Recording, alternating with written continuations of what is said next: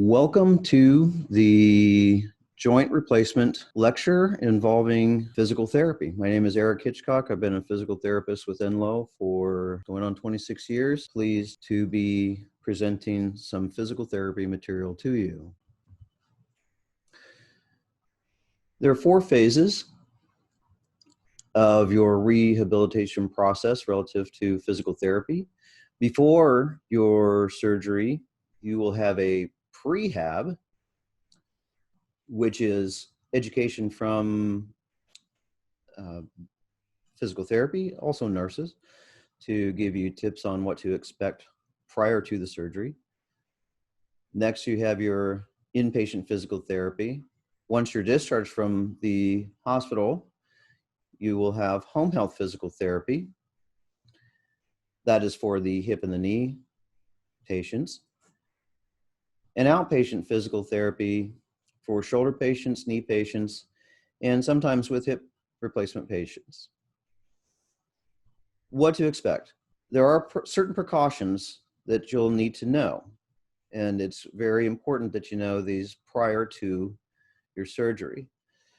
You will learn techniques and learn about equipment that you'll use for safe movement, as well as exercises for range of motion and for gaining strength. When you're in the hospital, physical therapy will come meet you and reinforce the precautions that you will need to know relative to your shoulder, your hip, or your knee. You will begin range of motion exercises.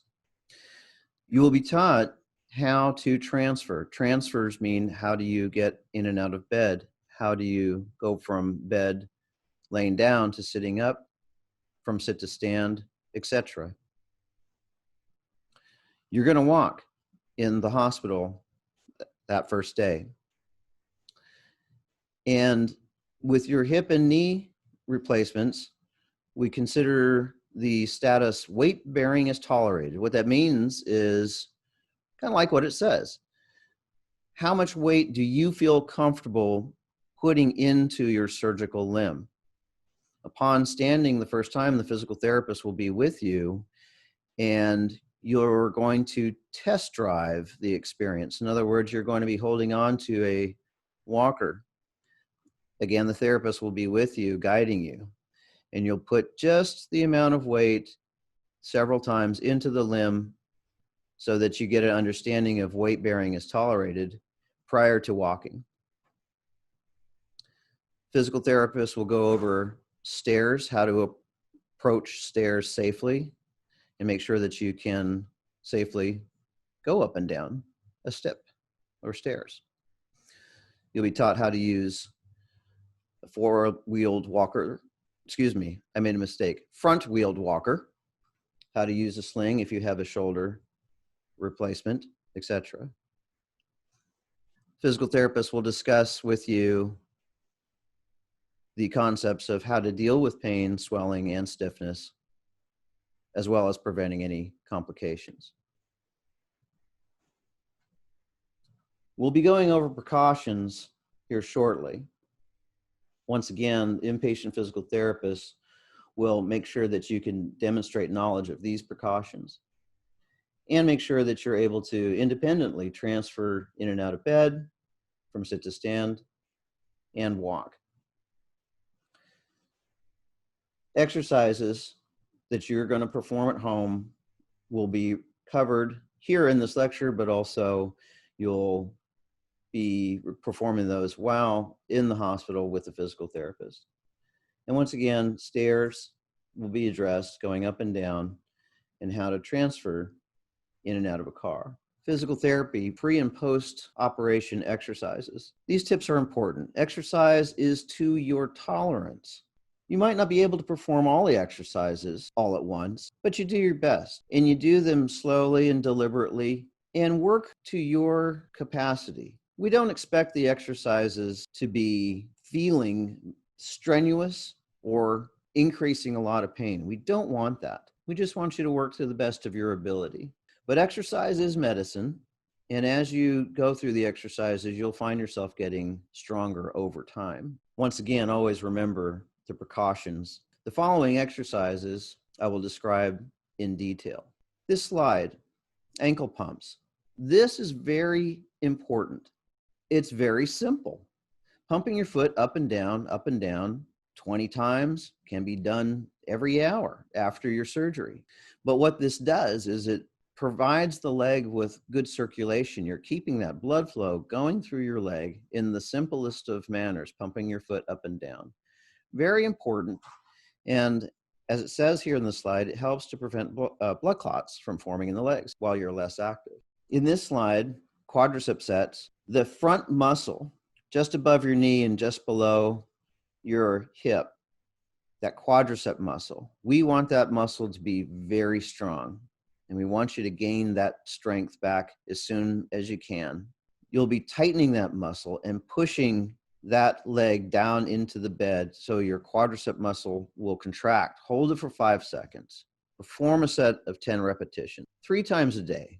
Focus on getting that muscle strong. The stronger it gets, the better your rehabilitation goes. Hamstring sets.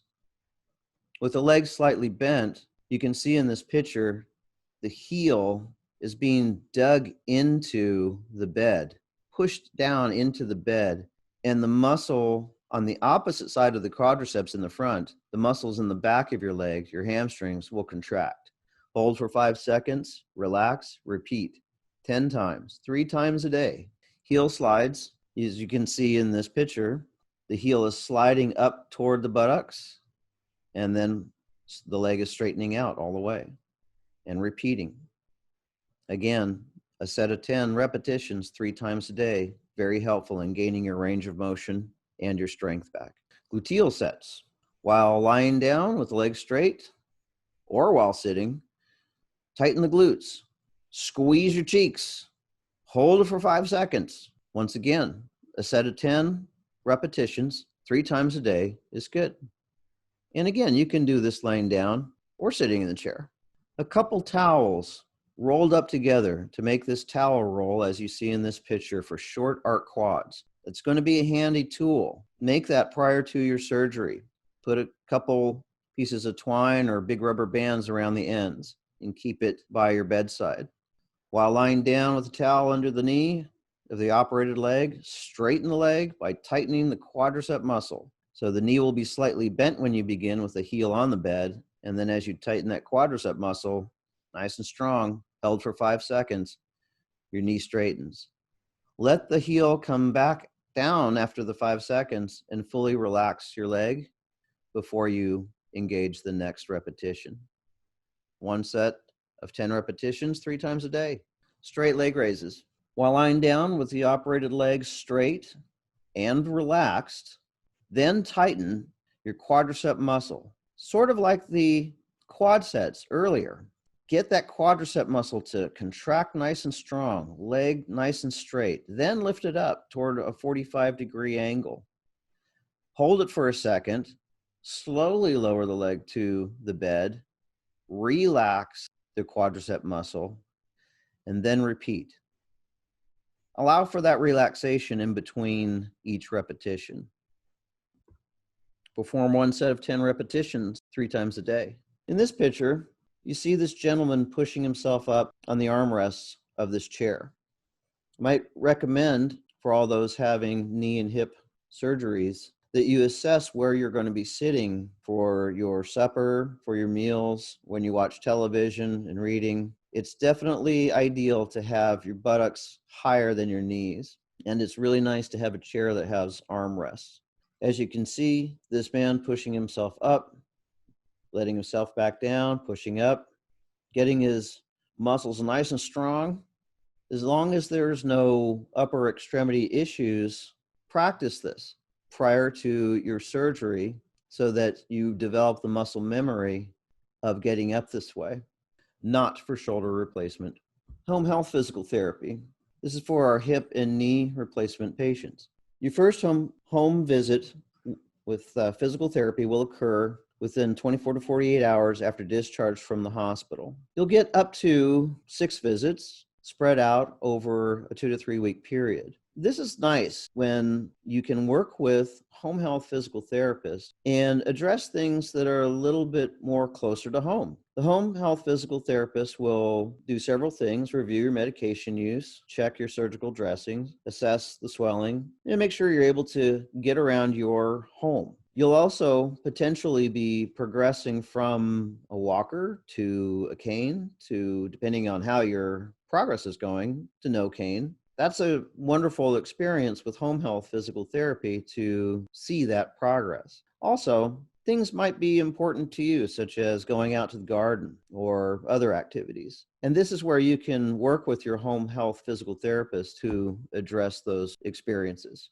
Again, we're looking at goals of home physical therapy, home health physical therapy, proper use of home medical equipment, transfers, getting in and out of bed, particular chairs that you want to get in and out of, your car, so forth. Working on your exercise program and progressing it, working on your walking distance and quality. Again, you might be progressing from a walker to a cane. Working on your range of motion, getting it to improve. Working on your strength, getting it to advance. Working on getting your swelling down. And if needed, what to expect when transitioning to outpatient physical therapy. Looking at this next slide, safe transfer using a front-wheeled walker. On the top slide, you see the gentleman's right hand on the walker while his left hand is on the armrest of the chair. His surgical limb, in this case his left limb, lower leg, is out in front of him. Therefore, he's not putting weight down into his surgical limb, and he's really pushing up with the use of his arms and his right leg in this case. This is a proper way of using the walker getting up from a chair. When going to sit down, he would use the same technique in reverse. In other words, he would back up to the chair, make sure the back of his legs are touching the chair, and then once his legs touch the chair, he knows where his landing pad is. In this case, using the top picture, he would reach his left hand toward the left armrest while swinging his surgical limb, his left limb in this case, out in front of him and gently lowering himself down to the chair. The bottom picture, you see he's got both hands on the walker. This we do not want. It's not a very steady approach to getting up and down. The top method, the top picture, much better. Transferring from a seated position is much easier if your knees are lower than your hips. This goes for everybody, and especially our hip and knee patients. Sleeping position. You'll be sleeping on your back for a couple weeks after your surgery. We do not want you sleeping on your operative side until you're cleared by the surgeon to do so. With knee replacement patients, an important tip: do not put pillows underneath your surgical knee such that your knee is bent. We want to try as much as possible for you to obtain the ability for you to straighten your knee fully. If you elevate your leg, it will help with the swelling some. So a couple pillows under the calf area such that the knee is not in a bent position, but having the pillows underneath the calf area while you're on your back will allow the leg to be elevated some. And this is helpful relative to control of swelling. With the posterior hip replacement patients, you're going to have what's called an abduction pillow, a wedge-shaped pillow that will slip between your legs and allow your legs to be kept out to the side and not allow the legs to cross. We do not want, with the posterior approach, hip replacement patients, for your surgical limb to cross over the midline of your body or to your other side. Again, your hip precautions will at some point go away, and your surgeon will be the one to tell you when you don't have to worry about them anymore. We encourage people to get up at least once per hour. In all honesty, if you could get up every 20 minutes, that would be ideal, especially relative to our hip and knee patients. Tell the company that's going to come visit you that you're going to be doing this. You're going to be getting up. And what I mean by this is, let's say you're watching a movie or watching the news, and if 20 minutes goes by and it's a commercial break, you go ahead and get up, move about the living room a little bit, and then sit back down and watch a show. By doing this, you'll allow yourself to feel much less stiff. If the opposite were to occur, if company came over and you're talking for a couple hours and then you say, well, I haven't gotten up for a couple hours, you go to stand, you'll feel quite stiff. So that's what we want to prevent. You're going to be doing the post-operation exercises 3 times a day. Icing and elevating will be helpful in controlling swelling and pain. And at least 3 times a day, laying down with your leg elevated above your heart will definitely ease discomfort and be helpful in control of your swelling. Outpatient physical therapy. You've gone through the hospital course of physical therapy. You've gone through home health physical therapy. Many times with our hip patients, therapy ends with home health. But sometimes if we're having functional difficulties, if we don't feel as strong as we want to be with particular activities that are important to us, it's a really good idea to come to outpatient physical therapy. Now, the knee and shoulder replacement patients will most certainly be going to outpatient physical therapy. When people come to outpatient physical therapy, we ask them on their first visit a series of questions. What are their goals? What are the goals that you have? Some people might say, I need to be able to get back to work and lift 50-pound boxes. Other people might say, I'm retired and I have things pretty much set up so my family is helping me with most things. Some people might say, I really want to get back to my exercise program of walking a mile a day. Everybody's different. Depending on your goals, that's how we approach physical therapy. Work on your range of motion, work on your strength, work on your balance, making sure that you're able to walk on all the surfaces that are important to you. And let's take that person who needs to get back to work and lift heavy boxes. If we go through a course of physical therapy and the person has not yet met that goal, the therapist will write a progress note to your physician requesting more time to work with you so that you can meet your goals. Work with your therapist. And one important thing I share with patients and with all the people listening here, you are the boss when it comes to your therapy. Communicate with your therapist what you're experiencing. We expect that physical therapy will be challenging. However, it should not be a painful experience. We want you to work hard because hard work pays off, but we want to work to your tolerance so that you progress at a good, safe pace and meet your goals. Again, we're looking at increasing your strength, your range of motion, progressing your weight-bearing status. Let's say you're coming in for your knee therapy and you've been walking with a walker, and we can progress you to a cane, and at some point we'll progress you to no cane. Working on your balance, working on how you move efficiently, getting your gait to normalize.